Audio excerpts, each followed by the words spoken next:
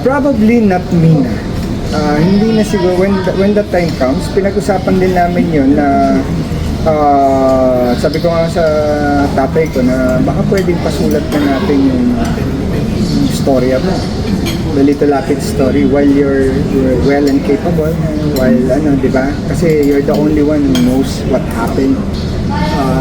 Yung detalye, ikaw yan, mula nung nagtitinda ka ng tinapay, nagtitinda ka ng yelo, nangangahoy ka sa bundok, nakikipangahoy ka, nakikipag-alaga ka ng kabayo, so all those things, nakipaglaba ka, di ba? So nag-alaga ka ng kalabaw. So ikaw yung lahat ng mga kadetalye niya. So while you're in yung mental state mo is still intact, masulat na natin. So, para pag umabot yung time, whether it's gonna be a movie or book, di ba?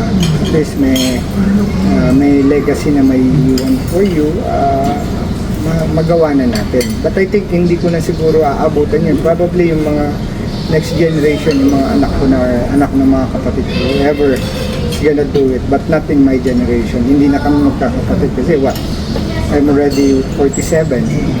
So, may edad na rin ako. So, ang youngest namin is around 42? Yun ang bunso na. So, masabi ko sa tatay ko, ikaw lang may alam ng mga leading ladies mo na nakasama. So, hindi namin alam yun. So, magsulat niyan. Pero kung may mag-episode kayo, sir, sa current generation po, current generation, I think it's kind hindi kami magre-recommend ng anybody in this generation because I think ang gusto talaga ng tatay ko should come from our family to be kung sino man ang gagawa. So sa amin, sabi ko nga nung nag-usap-usap kami, we'll just find somebody who's gonna be fit dun sa character niya and will able to do yung mga ginawa niya because madugong training yan. It's not an easy one. Kasi kapag ginawa mo yung story niya, kailangan namin siyang isabit sa anong tawag dito, yung barracks. Kailangan namin siyang patalunin sa bubungan ng tren. Kailangan niyan bumaba sa Montalban. wala ka double, sir. No, walang double. Dapat sa bis. Kasi dito natin yan, di ba? So, I mean, hindi siya madali. I mean, that's why sabi nga namin, hindi siya madali. Kaya sinasabi kong hindi na siya sa generation namin because although kaya pa namin gawin, but of course, yung age namin is not in our advantage anymore. Medyo may edad na kami. So, tatalon sa tulay yan, di ba? So, tumalon sa San Juanico Bridge.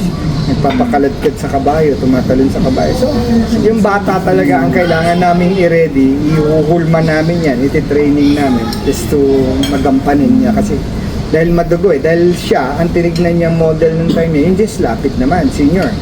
So lahat ng ginawa ni Jess Lapid senior, nung ginawa niya yung Jess Lapid stories, kailangan niyang gawin. So which is yun na yan, pagbaba dun sa Montalban, bundok ng Montalban naka-boots. So, bumaba siya, tumalon sa train, from the bridge, papunta sa train na umaandar, moving. So, sa San Juanico Bridge, hindi siya ganun kadali. And then, yun nga, kamukha nung sinabi ko, if you remember that Leon Guerrero, di ba, sumabit siya dun sa barracks, tapos pinaikot siya. So, ang ginawa lang nila nun is tinali yung paa niya, nilagyan ng brace yun, tapatungan, tapos tinali, tapos nilagyan ng bearing yung bakal, kung saan yung sabitan. So, pag action, binitawan na siya, tuloy-tuloy na yun, non-stop.